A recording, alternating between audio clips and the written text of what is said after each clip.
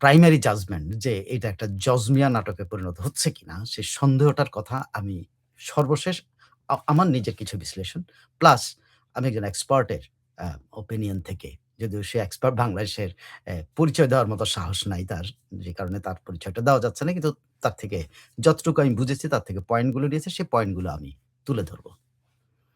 তো চলুন ১ম এই আমরা ঘটনাটা কি মানে ঘটনার সর্বশেষ পরিস্থিতিটা কি? পুলিশ কি বলছে? ঘটনা সবাই আমরা জানি। তো সর্বশেষ আ পুলিশ যেটা আজকে আ রংপুর পুলিশের কমিশনার যে আব্দুল মাবুদ একটা প্রেস কনফারেন্স করেছিলেন দুপুরে। তিনি যেটা বলেছেন, তার বক্তব্য হলো আ যেই ২ জন তরুণকে আটক করা হয়েছে। ২ জন তরুণ। তারা হলো সিদ্ধার্থ দাস ১৯ এবং মুগ্ধ দাস ২৩। তারা মামাতো ফুফাতো ভাই। তাদেরকে অ্যা নগরের দক্ষিণগঞ্জ শ্মশান এলাকা থেকে তাদেরকে আটক করা হয়েছে। তাদের বাড়ি গণপতি চক্রবর্তীর বাড়ির আশেপাশে। মানে স্পেসিফিক কোন বাড়ি এটা হয়তো নিরাপত্তার স্বার্থে বলেনি। কারণ এখন তো বাংলাদেশের কোন সিচুয়েশন এ ঠিক নেই যে আ এদের বাড়ি পরিধি দেখা গেল যে একটা আবার ওই যে মব চলে গেল। সে মব আমার ধারণা পুলিশ সেখান থেকে হয়তো তার বাড়ির আশেপাশে বলেছে কিন্তু পরিচয়টা দেয়নি। বাড়ির অ্যাড্রেসটা দেয়নি। যাই হোক, ঘটনাটা যেভাবে পুলিশের উনি বলছেন যে উম আ এই যে ইয়াটার যে ঘটনাটার স্থলটা হলো কামাল কাচনা রংপুর নগরের সিটি এলাকার একটা মাছুয়াপাড়া নামে একটা এলাকা। সেই এলাকাতে তিনি যাকে হত্যা করে তিনি গণপতি চক্রবর্তী রংপুর জেলা স্কুলের সাবেক শিক্ষক, তার স্ত্রী এবং ২ সন্তান। এক সন্তান ইউনিভার্সিটির শেষ পর্যায়ে ছিল, আরেক সন্তান একেবারে বাচ্চা ক্লাস 5 এ পড়তো। তো পুলিশের বক্তব্য হলো যে আ এই ২ জনই আসলে এই যে সিদ্ধার্থ দাস এবং মুগ্ধ দাস এই ২ জন এই পুরো পরিবারকে হত্যা করেছে এবং হত্যার ঘটনাটাকে ভিন্ন খাতে নেয়ার জন্য বা ডাকাতির নাটক সাজানোর চেষ্টা করেছিল।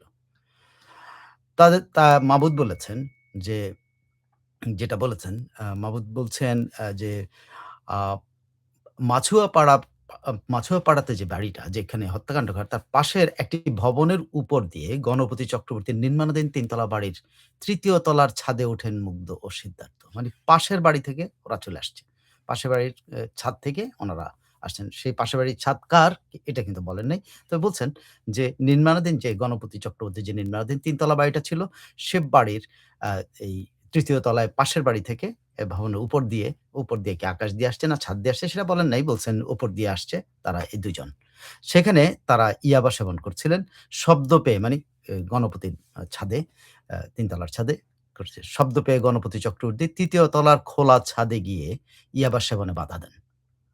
এই সময় ওই ২ তরুণ গলায় গামছা পেঁচিয়ে তাকে হত্যা করে। খুব সিম্পল। উনি বাধা দিছেন, উনার গলায় গামছা মানে একেবারে খুব সাদামাটা একটা ঘটনার মতো করে বর্ণনা করেছেন মাহমুদ সাহেব। গণপতির চক্রবর্তী আ চিৎকার শুনে তার স্ত্রী প্রীতিলতা চক্রবর্তী ৩য় তলার ছাদে যাওয়ার চেষ্টা করলে সিঁড়িতে ছাদে যাওয়ার চেষ্টা করেছে। ছাদে হত্যাকাণ্ড হচ্ছে, ছাদে যাওয়ার চেষ্টা করছেন, তাকে হত্যা করা হয়।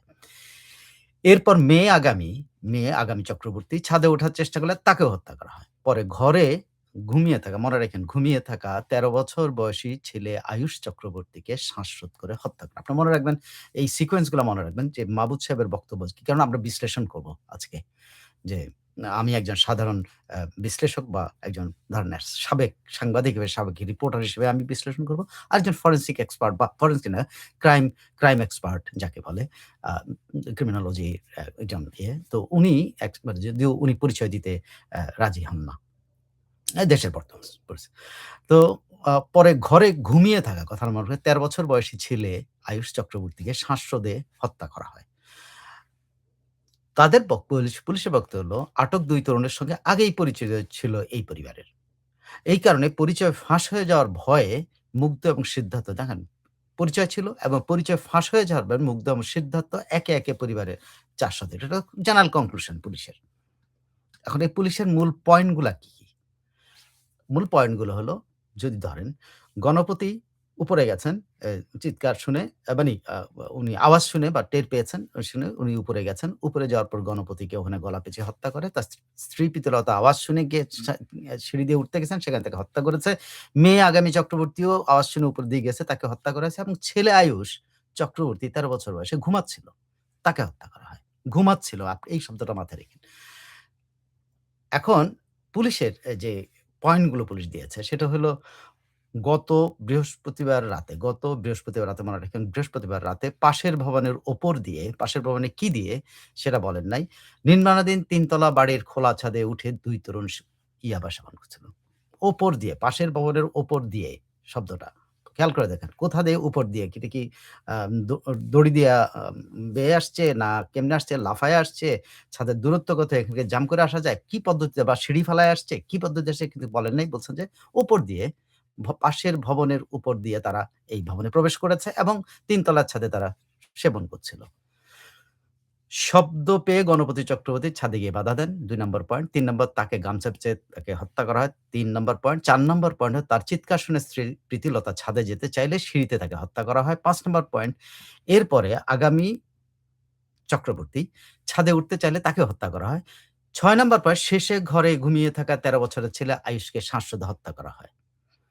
পুলিশের ভাষ্য অনুযায়ী উদ্দেশ্যটা হলো পরিচয় ফাঁস হওয়ার ভয়ে থেকেই তারা এই হত্যাকাণ্ড ঘটিয়েছে। এখন হত্যার পরে তারা কি করেছে? পুলিশ যেটা বলেছে, ডাকাতির ঘটনা সাজিয়েছে। এখন ডাকাতির ঘটনা তারা কি করছে? ডাকাতির ঘটনা সাজাতে গিয়ে তারা জিনিসপত্র ছড়িয়ে ছিটিয়ে রেখেছে এবং যেটা বলেছে আবার ডাকাতির ঘটনা সাজানোর জন্য কিন্তু জিনিসপত্র ছড়িয়েছিল। আবার পুলিশ বলছে স্বর্ণালঙ্কারগুলো নিয়ে গেছে এবং পরে তাদের দেখানোর জায়গা থেকে সেগুলা উদ্ধার করা হয়েছে। পুলিশ আরো অনেক কিছু বলছে বিভিন্ন পত্রিকাতে কোথায় আ মোবাইল ছিল, কোথায় কোন ২ টা মোবাইল কোথার ভিতরে ছিল, মানে পানির ভিতরে ডিটারজেন্ট দেওয়া পানির ভিতরে ছিল। এগুলো পুলিশ বলেছে বিভিন্ন ইয়েতে। আমি জাস্ট একটা সামারি বললাম। এবার আসেন মানে আমি যেহেতু পুলিশের এই সামারিটা বললাম, এখন আসেন যে আমি একজন সাধারণ আমি একদম একেবারে সাধারণ একজন বিশ্লেষক বা একজন আ রিপোর্টার হিসেবে যে আমি একজন সাংবাদিক হিসেবে যদি এটা কভার করেন তাহলে যে জিনিসগুলো আমার মনে প্রশ্ন জাগতো এই পুলিশের এই প্রেস কনফারেন্স এবং ঘটনাবলী আমি যদি ফলো করি, ঐদিন বৃহস্পতিবার রাতের হত্যাকাণ্ড এবং কি বলে সে হত্যাকাণ্ডের পরবর্তী ঘটনাগুলো যদি আমি ইয়ে করি, সেখানে আমার সরাসরি একটা সন্দেহ জাগে পুলিশ এইটা গল্প ফাঁদছে কিনা। কারণ পুলিশ বলছে পাশের ছাদ দিয়ে ২ তরুণ ঢুকে ইয়াবা খাচ্ছিল। পুলিশ বলছে ছাদের উপর দিয়ে ওনারা আসছেন, ঢুকে খাচ্ছেন। গণপতি বাধা দেওয়ায় তাকে হত্যা করা হয়। তার পরিচয় ফাঁসের ভয়, স্ত্রী, মেয়ে, ঘুমন্ত ছেলেকে হত্যার পর তারা বাড়িতেই গোসল করে। পুলিশ দেখেন, পুলিশ বলছে অন্যান্য পত্রিকা থেকে আমি বলছি। একটা পত্রিকায় আমি উদ্ধৃতি দিচ্ছি। পুলিশ বলছে ওই বাড়িতেই তারা গোসল করেছে, খেজুর, শসা খেয়েছে, ইয়াবা সেবন করেছে, আবারও স্বর্ণ পরীক্ষা করেছে, ফোন পানিতে ডুবিয়ে দিয়েছে এবং পরদিন জুমার সময় তারা বেরিয়ে যাওয়া দা আ করছে। পুলিশ দাবি করছে পরদিন তারা বেরিয়ে যায়। এখানে অনেক কিছু আছে। আরো কিছু আমি বলি। এখানে অসঙ্গতিটা কোথায় যদি আপনি বলেন? অসঙ্গতিটা হলো যে পুলিশ এবং সিআইডি এটাকে পরিকল্পিত ডাকাতি ১ম এ বলছে। আলমারি ভাঙ্গা, তছনছ করা, বিদ্যুৎ বিচ্ছিন্ন করা এগুলা পরিকল্পিত। এটাকে যদি পুলিশের বক্তব্য সাজায়, এটাকে আপনি যদি পরিকল্পিত মনে যে পলকিত পলকি আ অপরিপল আ কল্পিত যদি মনে হয়, তাহলেও পুলিশের ১ম দিকের কথা। কিন্তু আবার পুলিশ একই সঙ্গে বলছে এটা ডাকাতি, আলমারি ভাঙ্গা এবং আসবাব তছনছ বিদ্যুৎ বিচ্ছিন্নের ঘটনাগুলা কিন্তু বলছে। বলছে যে না এরা পরিকল্পিত না।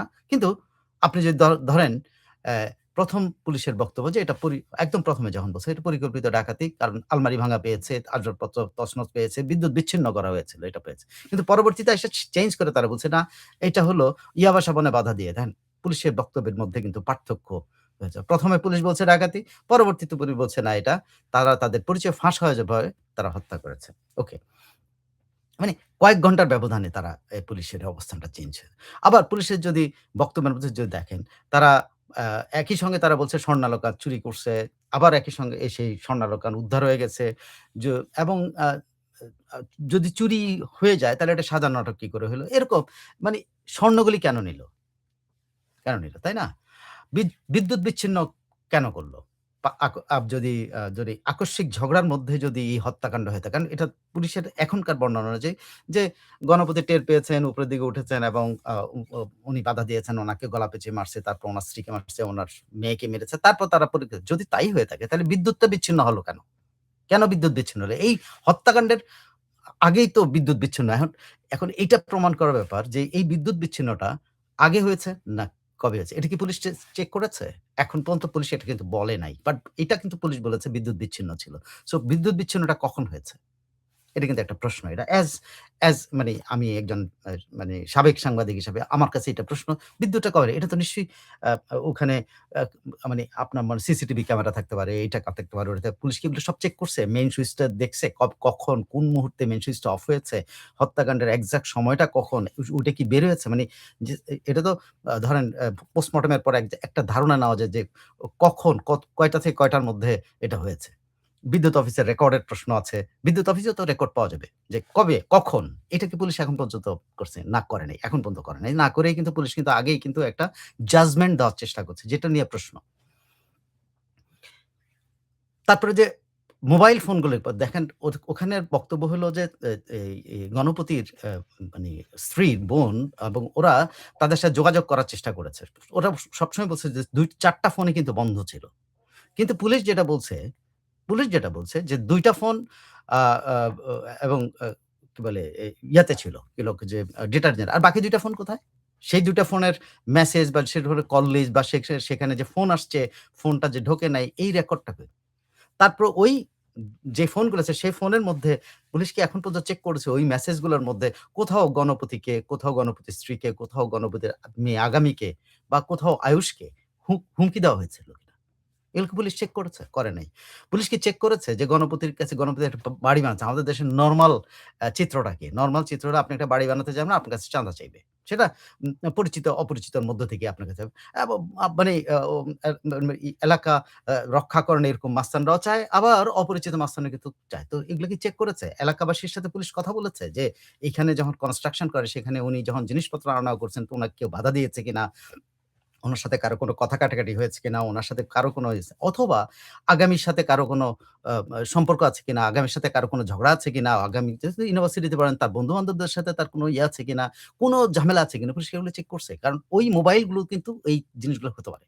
গণপতি কারণ গণপতির স্ত্রী গৃহবধূ। সো যতটুকু আমি শুনেছি তো উনি উনার ইয়েতে হয়তো আত্মীয়স্বজনের মধ্যেও কিন্তু উনার কনভারসেশন এর মধ্যেও কিন্তু পাওয়া যেতে পারে। উনি উনার উদ্বেগ প্রকাশ করতে পারেন যে উনার হাসব্যান্ডকে যদি কেউ ধমক দেয় বা উনার মেয়েকে যদি কেউ ধমক দেয়।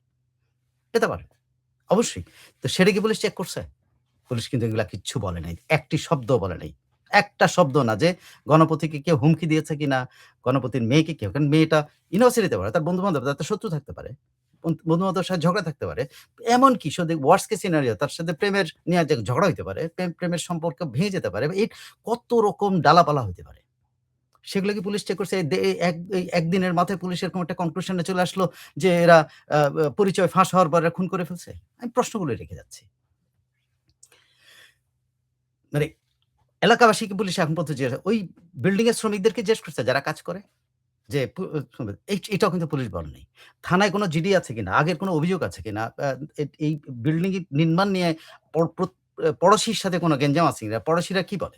পড়োশির সাথেও তো গ্যাঞ্জাম থাকতে পারে। হ্যাঁ? তারপরে ইভেন আ ই গণপতির আ বা একটা দীর্ঘ ও আ শিক্ষা জীবনে দীর্ঘ একজন শিক্ষক আছেন। উনার অতীতের মধ্যেও কোনো ঝামেলা থাকতে পারে। Nobody knows। বাট একদিনের মধ্যে পুলিশ এসে একদম কনক্লুশন দিয়ে দিচ্ছে।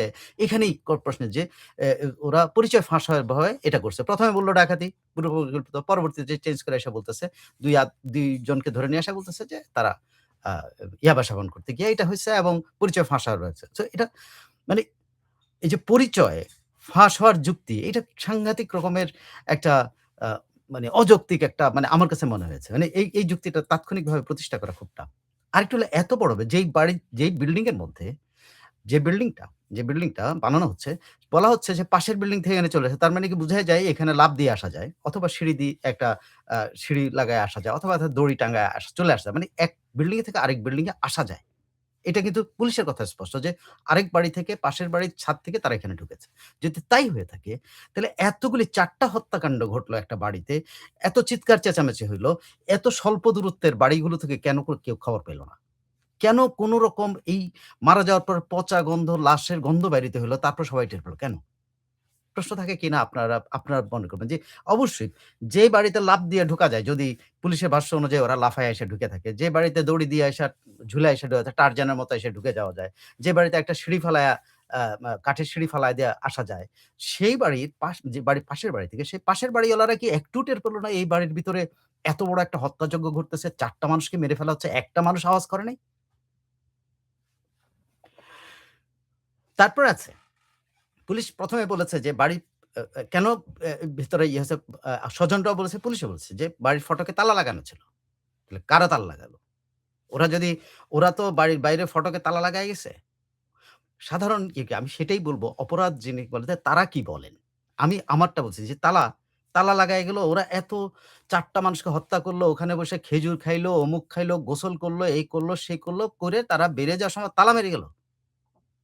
মানে এই তালাটা দিবে, চাবিগুলা কোথায়? চাবি উদ্ধার হইছে? তারপরে ধরেন এই যে পুলিশ যত কিছু গল্প দিয়েছে যে ইয়াবা সাবানের তো ইয়াবা সাবান করতে হলে কিছু অ্যারেঞ্জমেন্ট লাগে। সেই অ্যারেঞ্জমেন্ট কে পুলিশ ছবি আছে? পুলিশের কাছে সেটা দেখাচ্ছে পুলিশ? বা তারা যে খেয়েছে, দেয়েছে সেই ছবি কোথায়? তারা গোসল করেছে, সেই গোসলের নমুনা কোথায়? এগুলো কি তারা বলেছে? তো কোন কিছু কিন্তু পুলিশ বলেনি। মোদ্দা কথা হইলো আমার কাছে যেটা মনে হয়েছে যে পুলিশ বলছে যে, পুলিশ যেটা বলতে চায় পুলিশের কাছ থেকে যেটা বিভিন্ন কয়েকটা পত্রিকাতে যে পুলিশ বলছে যে, "আমরা এগুলা সবগুলা ফরেনসিক এর জন্য আমরা পাঠিয়েছি। এগুলা সবকিছু ফরেনসিক রিপোর্টের পরে আমরা পুরো বিষয়টা সামনে নিয়ে আসবো। তখন ফিঙ্গারপ্রিন্ট মিলাবে, তখন ডিএনএ মিলাবে, মৃত্যুর সময় মিলাবে, নখের নমুনা মিলাবে, মানে ফোনের ফরেনসিক রিপোর্ট বের করে ফোনের ভিতরে কি বর্ণনা আছে সেটা জানাবে। সবকিছু উনারা জানবে।" তো তাইলে উনারা একটা সামান্য ধরার পরে একজনের কাছে উনারা তথ্য আদায় করে তাইলে কেন এই কনক্লুশন এ আসলেন? যখন পুলিশ নিজেই বলছে যে খেজুরের বিচি যেটা খাইছে এটা ডিএনএ টেস্ট করতে হবে। আসলে তারা খাইছে কিনা। এটা কি তাদের খাওয়া নাকি গণপতিদের খাওয়া? এটা পরীক্ষা করতে হবে তো। তারপর ওখানে তারা যে এত অ অ তুলকালাম কর্মকার সেটা তো তাদের ফিঙ্গারপ্রিন্ট থাকতে হবে, মিলতে হবে তো তাদের বিভিন্ন তারা যে হত্যাকাণ্ড করেছে সেটা ডিএনএ টেস্ট করে তো প্রমাণ করতে হবে যে তারা হত্যা করেছে বা তারা কিভাবে হত্যা করেছে। এটা তো ডিএনএ টেস্টের মধ্যে বেরোবে। এবং একই সঙ্গে ওই ডিএনএ টেস্ট গুলো বেরোলে কিন্তু মৃত্যুর সময়টা বেরিয়ে যাবে। বিভিন্ন নমুনা থেকে কিন্তু এগুলা বেরোবে। ওইটা ছাড়াই যে ফরেনসিক এর রিপোর্ট ছাড়াই কিন্তু পুলিশ একটা কনক্লুশন দিয়ে দিল। মাহবুব সাহেব একটা কনক্লুশন দিল। এটা কি মনে হয় না? এটা কি আমাদেরকে সেই আ আ কি না কয় যে উম আ মা মানে জজমিয়া নাটকের কথা মনে করিয়ে দেয় না? আমার তো মনে হয় যে আমরা আবার জজমিয়া নাটকের মধ্যে পড়ে গেছি। এখন পুলিশ এই যে গল্পটা সাজিয়েছে, আমার কাছে মনে হচ্ছে একজন বিশ্লেষক অথবা একজন সাবেক রিপোর্টার হিসেবে, সাবেক সাংবাদিক হিসেবে আমার কাছে মনে হচ্ছে পুলিশ একটা প্লট সাজিয়েছে। এখন এই প্লটটা তারা মিলাবে। এই প্লটটা তারা মিলাবে। ১ম তারা কেন বলে তারা তারা তাদের নিজের অবস্থান থেকে সরেছে। তারা বলছে ১ম পরিকল্পিত ডাকাতি। তারাই বলেছে যে বিদ্যুৎ সংযোগ বিচ্ছিন্ন করা। তারাই বলছে যে এই বাড়ি থেকে স্বর্ণালঙ্কার লুট হয়েছে। তারাই বলছে অন্যান্য জিনিসপত্র নিয়ে যাওয়া হয়েছে। সবকিছু তারা বলছে। তারা বলে-টলে এখন আবার বলছে যে এরা আ পাশের বাড়ি থেকে ইয়াবা সেবন করার জন্য আসছে। ইয়াবা সেবন করার জন্য এসে এই একটা পুরো পরিবারকে হত্যা করে চলে গেছে।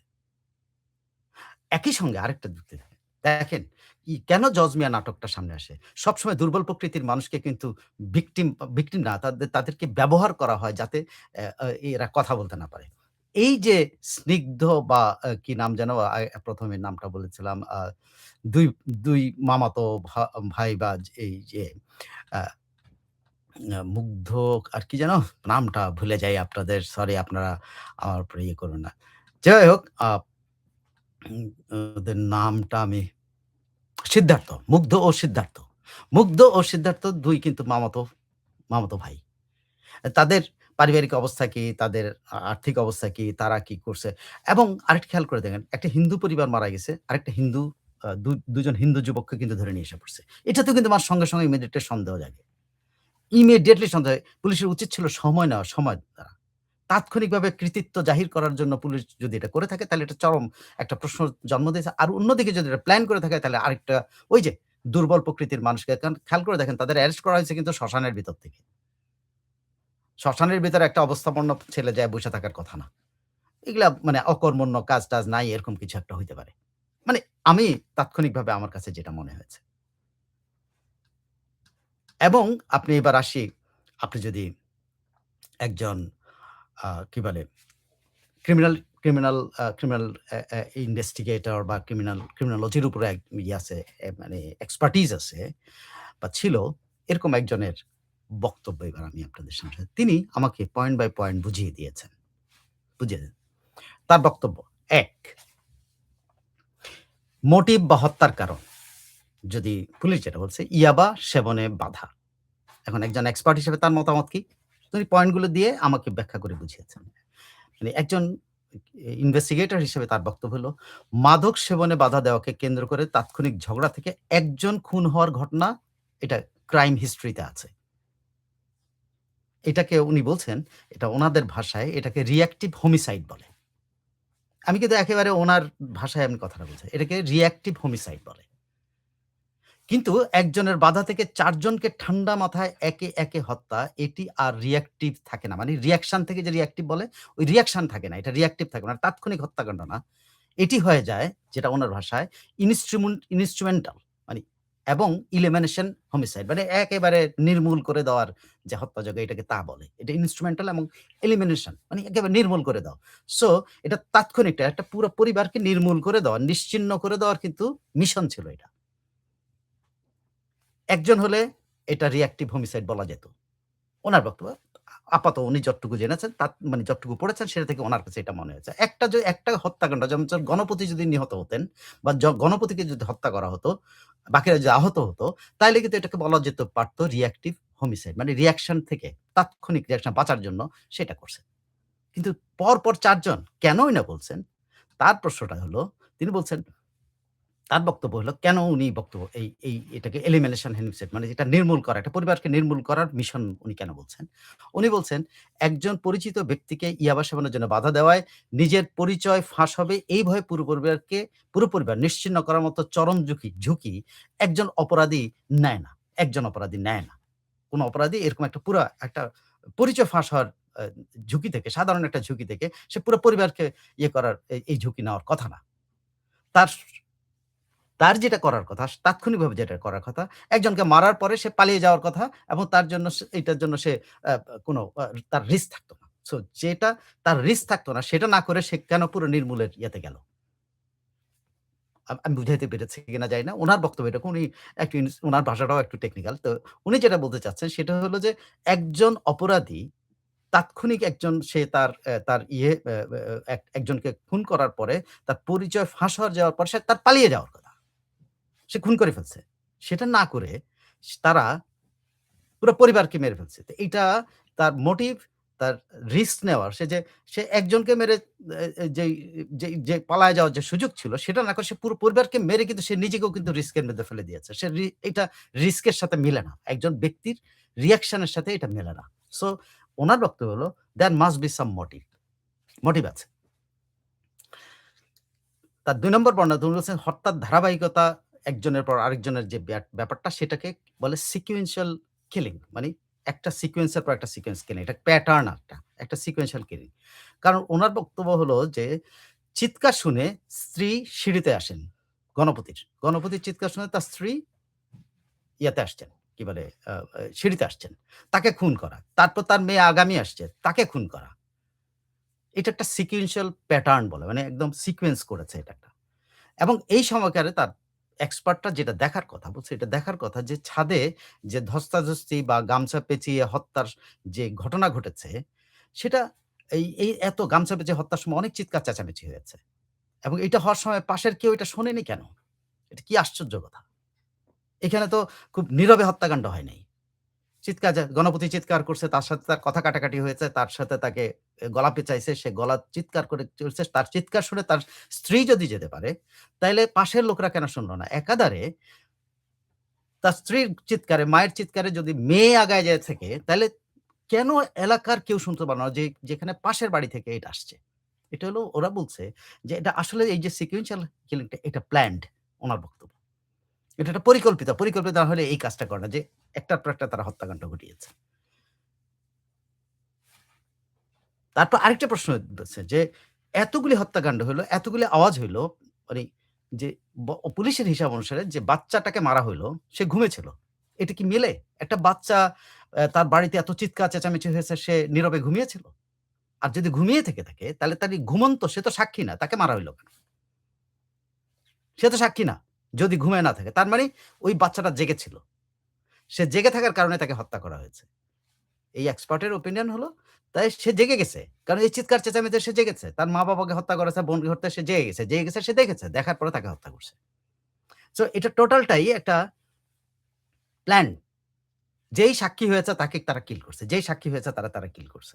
বা তারা পুরা পরিকল্পনা নিয়ে আসছে পুরা পরিবারকে কিল করবে। ২ টার একটা। 3rd উনি বলছেন যে ৪র্থ ভিকটিম যে ঘুমন্ত ১৩ বছরের শিশুটা, তার মতে এটা পুলিশের ইনভেস্টিগেশন এর সবচাইতে দুর্বল দিক। যে পুলিশ এখন পর্যন্ত যেটা করছে। তার বক্তব্য হলো, পরিচয় ফাঁসের যুক্তিতে ঘুমন্ত শিশুকে হত্যার ব্যাখ্যা কোনোভাবে পাওয়া যায় না। এটা কোনো ব্যাখ্যাই হতে পারে না। শিশুকে হত্যা সাধারণত ২ টি কারণে হয়। একটা প্রত্যক্ষদর্শী অথবা সম্পূর্ণ পরিবারকে নিশ্চিহ্ন করার পূর্বকরণে, যেটা একটু আগে উনি এখানে কিন্তু স্পেসিফিক বলছেন যে আইদার সে শিশুটা প্রত্যক্ষদর্শী অথবা পুরো পরিবারকে সে ধ্বংস মানে পুরো পরিবারকে নিশ্চিহ্ন করার পূর্ব পরিকল্পনা এটা। যদি ২ নাম্বারটা হয়, পূর্ব পরিকল্পনা হয়, তাহলে ইয়াবা সেবনের ঘটনাটা বা ইয়াবা সেবনের তাৎক্ষণিক ঘটনা, এটা প্রিমেডিটেটেড আর মানে পূর্ব পরিকল্পিত হত্যাকাণ্ড। এখন উনি আরেকটা বর্ণনা দিচ্ছেন। বলছেন ক্রাইম সিনের যে বিহেভিয়ারটা, হত্যার পর বাড়িতে থাকাটা। ক্রাইম সিনের যে বিহেভিয়ারটা, যে হত্যার পর তারা বাড়িতে থেকেছে। উনার বক্তব্য হলো যে পুলিশ যেটা বলছে খুনিরা হত্যার পরে গোসল করছে, ফ্রিজ থেকে খেজুর, শসা খেয়েছে, আবার ইয়াবা খেয়েছে, পরদিন জুমার সময় পর্যন্ত থেকছে। তিনি বলছেন যে পোস্ট অফেন্সিভ বিহেভিয়ার যেটাকে বলে উনার ভাষায়, ক্রাইমের ক্রিমিনোলজির ভাষায় পোস্ট অফেন্সিভ বিহেভিয়ার মানে আপনি একটা ক্রাইম করেছেন তার পরবর্তী বিহেভিয়ারটা কি হবে সেটার সাথে এইটা কোনোভাবে মেলে না। এত বড় একটা হত্যাকাণ্ড ৪ জনকে হত্যা করার পরে তারা খুনিরা গোসল করেছে, ফ্রিজ থেকে খেজুর শসা খেয়েছে, ইয়াবা খেয়েছে, পরদিন জুমা পর্যন্ত থেকেছে। এটা অস্বাভাবিক। তার বক্তব্য, একজন খুনি সাধারণত দ্রুত ঘটনাস্থল ত্যাগ করে। এটার বলে ফ্লাইট বিহেভিয়ার। Immediate behaviour. সে দ্রুত ঘটনাস্থলে চলে যাবে। তার বক্তব্য হলো ঘটনাস্থলে থেকে যাওয়া, গোসল ও খাবার খাওয়া মানে সে অত্যন্ত ঠান্ডা মাথার এবং তার ধরা পড়ার ভয় ছিল না। ঘটনাস্থলে থেকে যাওয়া এবং গোসল ও খাবার খাওয়া মানে সে অত্যন্ত ঠান্ডা মাথার খুনি এবং তার ধরা পড়ার কোনো ভয় ছিল না। এটি ১৯ ও ২৩ বছরের ২ টি তরুণের তাৎক্ষণিক ভয় করা খুনের প্রোফাইলের সাথে যায় না। মানে ১৯ বছর বয়স্ক একটা ২৩ বছর বয়সী একটা ২ টা তরুণ যারা তাৎক্ষণিক ভয়ে কিন্তু গণপতিকে হত্যা করেছে। তাৎক্ষণিক ভয়ে, যেটা পুলিশের ভাষ্য, তার স্ত্রীকে হত্যা করেছে।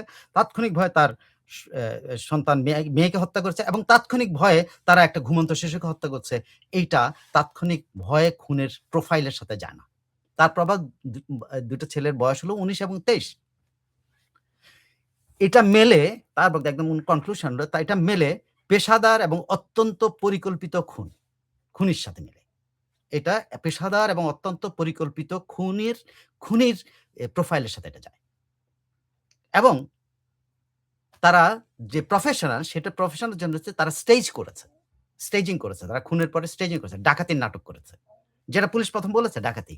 তারা ডাকাতির নাটক করেছে বা তারা সেটা কিন্তু সফল হয়েছিল। ১ম পুলিশ কিন্তু এই ডাকাতির কথাই বলেছে। এই এক্সপার্ট বলছেন, প্রথমে পুলিশ বলেছিল ডাকাতি, পরে বলছে সাজানো নাটক। এটাকে বলে ক্রাইম সিন স্টেজিং। সাজানো নাটক। ক্রাইম সিন সেট এবং এখানে তার প্রশ্নটা হলো, যদি সাজানো হয় তাহলে তারা সত্যিকার স্বর্ণ নিয়ে গেল কেন? যদি সাজানো হয়। ১, সাজানো ডাকাতিতে সাধারণত জিনিস ছড়ানো হয় কিন্তু মূল্যবান জিনিস নিয়ে যাওয়া হয় না। কারণ তাতে ডাকাতির মামলা ও তদন্ত বাড়ে। ঠিক আছে? তার বক্তব্য হলো সাধারণ যদি এটা হইতো, সাজানো যদি হইতো তাইলে এরা নিয়ে যাওয়ার কথা না। নিয়ে যাওয়া হইলে তারা এই ডাকাতির মামলা এবং এটা অনেক বড় হতো। আবার যদি স্বর্ণ চুরিই উদ্দেশ্য হয় তাহলে একে সাজানো বলা হচ্ছে কেন? পুলিশকে এই দুটির মধ্যে একটা বেছে নিতে হবে। যেটা সাজানো নাকি আসলে পরিকল্পিত।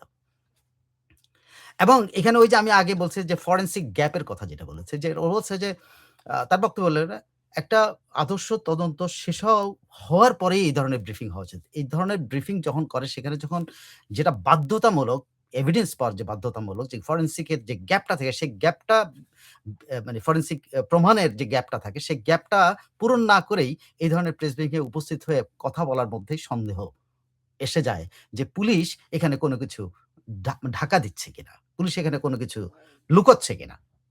পুলিশ কেন অ্যা ২ মুখী তথ্য দিচ্ছে? পুলিশ ১ম এ বলছে ডাকাতি, তারপর বলছে সাজাইছে তারা, তারপর আবার বলছে তারা ভয়ে এই কাজটা করেছে। আবার তারা কিন্তু পুলিশ বলছে তারা বা বাড়িতে গোসল করে থেকেছে, খেয়েছে, এই করে ইবা সেবন করেছে। পরের দিন দুপুরে বেরিয়ে গেছে এবং বাড়িতে তালা মেরে গেছে। তাহলে ২ টা পুলিশের ২ টা বর্ণনার সাথে মিলে না। তার বক্তব্য, তিনি যেটা বলছেন, কয়েকটা জিনিস বের করতে হবে। সেটা মৃত্যুর সময়গুলো বের করতে হবে। ডিএনএ টেস্ট এবং ফিঙ্গারপ্রিন্ট নিয়ে বের করতে হবে আসলে ঘটনাগুলো কি ঘটছে। আসলে এই এই এই এই এ আ আ মানে খেজুর-মেজুর এই যেগুলা খেয়েছে এগুলো ওরা খেয়েছে না অন্য কেউ খেয়েছে বা এখানে আরো অন্য কোনো ইনভলভমেন্ট আছে কিনা বা এগুলো আদৌ তারা করেছে কিনা? নাকি এই লোকগুলি না অন্য কেউ এই কাজটা করেছে। এই দুটো ছেলেকে এখন ফাঁসানো হচ্ছে। স্ট্রেইট ফরওয়ার্ড উনি বলছেন যে ফরেনসিক এর সাথে অনেক মিলানোর চেষ্টা করা হবে, অনেক ভুয়া তথ্য এটা সম্ভব মিলানো। তাদেরকে দিয়া বিভিন্ন জিনিসের মধ্যে হাতের ছাপ দিয়ে কিন্তু তাদেরকে এটার সাথে জড়িত করা সম্ভব। কিন্তু আল্টিমেটলি এটা প্রমাণ করা আল্টিমেটলি এটা বেরোবেই যে এখানে অন্য কেউ জড়িত ছিল কিনা। এই ২ টা ছেলে আসলেই সাজানো নাটক কিনা। বা এই ২ টা ছেলের সাথে আরো অন্য কেউ পুরো একটা প্ল্যান্ড টিম ছিল কিনা। বা এই ২ টা ছেলেকে ধরিয়ে দিয়ে অন্যরা পালিয়ে যাচ্ছে কিনা, অন্যরা পার পেয়ে যাচ্ছে কিনা বা পুলিশ তাদেরকে সুযোগ দিচ্ছে কিনা যারা করেছে। বিদ্যুৎ বিচ্ছিন্নের ঘটনাটা উনি বলছেন, মোবাইল ফোনের ঘটনাটা যেটা আমরা আগে বলছি যে মোবাইল ফোনের ঘটনা যত ডিলিটেড ডেটা সব তো বের করা সম্ভব। এখানে সবকিছু ডেটা আছে যেখানে আছে। যতই ওটা ডিটারজেন্ট ইয়ের মধ্যে ফালানো থাকুক, যতই এর মধ্যে থাকুক। আর যদি ওই ২ টা একেবারে ডেস্ট্রয়েড হয়ে থাকে তো পুলিশ কিন্তু ইচ্ছা করলে মোবাইল ফোন অপারেটর কোম্পানি থেকে কিন্তু এদের পুরনো রেকর্ড সব বের করতে পারে। এই ফোন নষ্ট হয়ে যাওয়ার সাথে রেকর্ড পাওয়ার কোন সম্পর্ক নাই। তাছাড়া যে ২ টা লাইভ ফোন ছিল সেগুলা কোথায়? তিনি বলছেন যে পুলিশ যে বক্তব্যটা দিয়েছে তার বক্তব্য হলো যে এইটা কোনোভাবেই এটা আদালতে গ্রহণযোগ্য কোনো স্বীকারোক্তিমূলক গ্রহণযোগ্য হবে না আল্টিমেটলি। যদি করে তাইলেই বুঝানো হবে যে এটা একটা সাজানো জিনিস। কারণ এরা যেই জিনিসগুলো এখন পর্যন্ত কথা বলা হচ্ছে এটা মামলার মূল, মূল, মূল কারণটাকে অন্যদিকে প্রবাহিত করার জন্য করা হচ্ছে কিনা এই সন্দেহটাকে বরং সামনে এনেছে। পুলিশ এই বোকামি কেন করছে? কার কারণে করছে? বা পুলিশ কি কারণে এরকম তাড়াহুড়া করছে সেটা তার যথেষ্ট তিনি বলছেন। এখানেই আরো একটা সন্দেহ যুক্ত হয় যে পুলিশ কেন এরকম মনেই হচ্ছে পুলিশ কোন একটা কিছু ধামাচাপা দেওয়ার চেষ্টা করছে। সেটা কেন পুলিশ করছে? সেটাও কিন্তু আল্টিমেটলি কোন না কোনদিন এইটাও কিন্তু একটা তদন্ত হওয়ার প্রয়োজন হয়ে পড়বে যে কেন পুলিশ এটা করেছে? আমি যেমন তাকে বলেছি, আমার এই ঘটনাটা পড়ার পর মনে হয়েছে এটা জজ মিয়া নাটকের সাথে সম্পর্কিত। তখন উনি বলছে, "দেখেন, আমিও যেগুলো বলছি এটা hypothetically আমি বলছি। কারণ আমি তো ওই ইয়ের সাথে তো ইয়ে না। তারপরেও আমি যেটা বলছি আমারটাও কনক্লুশন না। কিন্তু পুলিশ যেটা করতেছে সেটা কিন্তু পুলিশ ২ ধরনের তথ্য দিয়ে কিন্তু বিভ্রান্তি তৈরি করার চেষ্টা করছে intentionally অথবা তাদেরকে দিয়ে এটা করানো হচ্ছে। ২ টার একটা। কারণ এত বড় একটা হত্যাকাণ্ড এটার মধ্যে কোনো মোটিভ ছাড়া উনি বলছেন এটা মোটিভ ছাড়া হতে পারে না। কোনো একটা মোটিভ এটার মধ্যে আছে। তাৎক্ষণিকভাবে এই ২ টা ছেলে ৪ জন মানুষকে হত্যা করতে পারে না। বিশেষ করে একটা ঘুমন্ত শিশুকে তারা হত্যা করার কোনো কারণ নাই। কোনো অপরাধীর ক্যারেক্টারের সাথে এটা মিলে না। কোনো অপরাধী এই কাজটা করবে না যে একজন ঘুমন্ত আছে সে কোনো কিছুর সাক্ষী না তাকে কেন হত্যা করবে? সো এখানে সামথিং উনার বক্তব্য হলো যে এর পিছনে কিছু একটা আছে। এই ইয়াবা শব্দটা নিয়ে এসে এখানে পুলিশ এক ধরনের ক্যামোফ্লেজ তৈরি করার চেষ্টা করতেছে যেটা এটা আ আ ধোপে টিকবে না আল্টিমেটলি। কোন না কোন দিন এটা বেরিয়ে আসবে যে এইটা আসল কনক্লুশন না। উনার বক্তব্যটা এটা কনক্লুশন না। এই যেটা পুলিশ বলছে এটা কনক্লুশন না। পুলিশ এটা কোন না কোনভাবে প্রভাবিত হয়ে অথবা প্রাথমিকভাবে তাদের মনে হয়েছে এরকম করে মাদ আ ইয়ে জনরোষ বা জনগণের মতামতকে ওরা ডাইভার্ট করবেন বা বিচ্ছিন্ন করবেন, এটার জন্য ওরা করে থাকতে পারে। কিন্তু এটা কোনভাবেই কনক্লুসিভ কিছু না। সো আশা করি আপনাদেরকে আমি একটা দিতে পেরেছি, মানে একটা চিত্র তুলে ধরতে পেরেছি। যেটা আমার মনে হয়েছে যে পুরো পরিবারকে যে হত্যা করা হয়েছে, এটার মধ্যে অন্য কিছু আছে। যেটা আমরা এখন পর্যন্ত খালি চোখে দেখতে পাচ্ছি না। তবে সন্দেহগুলো কিন্তু পুরো